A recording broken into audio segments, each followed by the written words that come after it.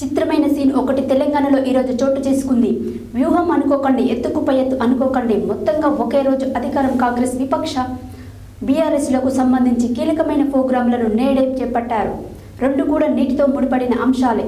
బస్సులో మేడిగడ్డకు సీఎం రేవంత్ రెడ్డి వెళ్తే నల్గొండ సభకు హెలికాప్టర్లో మాజీ సీఎం కేసీఆర్ వచ్చారు. గోదావరి మీద నిర్మించిన మేడిగడ్డ బ్యారేజీలోని లోపాలను సమీక్షించేందుకు గత ప్రభుత్వం తప్పులను ఎత్తిచూపే కాంగ్రెస్ ప్రోగ్రాంను చేపడితే కృష్ణా జలాలు దానిపై నిర్మించిన ప్రాజెక్టుల పర్యవేక్షణకు సంబంధించి కాంగ్రెస్ ప్రభుత్వం చేస్తున్న తప్పులను ఎత్తిచూపేది బీఆర్ఎస్ భారీ సభను ఏర్పాటు చేశారు. ఈ రెండు కార్యక్రమాలు రాజకీయంగా హై వోల్టేజ్ అన్నది మాత్రం వాస్తవం.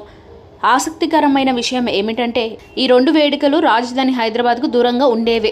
నల్గొండతో పోలిస్తే మేడిగడ్డ మరింత దూరం. అయితే ఈ కార్యక్రమాలకు హాజరయ్యేందుకు వీలుగా ప్రస్తుత ముఖ్యమంత్రి, మాజీ ముఖ్యమంత్రి ఎంచుకుంటున్న రవాణా సౌకర్యం ఇప్పుడు అందరినీ ఆకర్షిస్తోంది.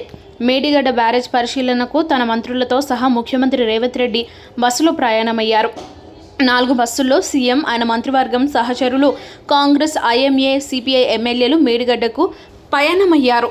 4 గంటలకు పైగానే రోడ్డు ప్రయాణం కొనసాగింది. తిరిగి వచ్చేటప్పుడు కూడా ఆయన బస్సులోనే రానున్నారు. అదే సమయంలో ప్రధాన ప్రతిపక్ష నేత కేసీఆర్ మాత్రం హెలికాప్టర్లో నల్గొండ సభకు హాజరు కానుండడం ఆసక్తికరంగా మారింది. సాధారణంగా అధికారంలో ఉన్నవారు హెలికాప్టర్లో, విపక్షంలో ఉన్నవారు రోడ్డు మార్గాన ప్రయాణించే తెలిసిందే.